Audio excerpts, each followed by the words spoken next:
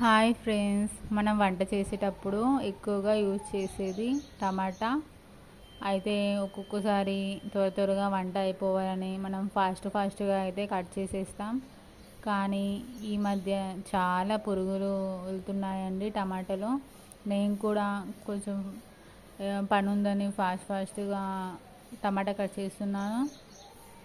చూసేసరికి టమాటోలో లోపల పురుగు చూడండి, అస్సలు ఏర్పడని కూడా ఏర్పడతలేదు.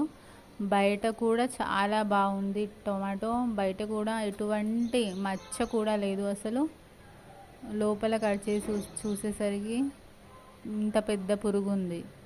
సో బీ కేర్ఫుల్ అండి. ఎప్పుడు కూడా టమాటో అని కాకుండా ఏ కూరగాయలో కూడా చూసి కట్ చేయండి. ఈ మధ్య చాలా వెళ్తున్నాయి ఇటువంటి పురుగులు. Thank you for watching this video. Please like, share and subscribe our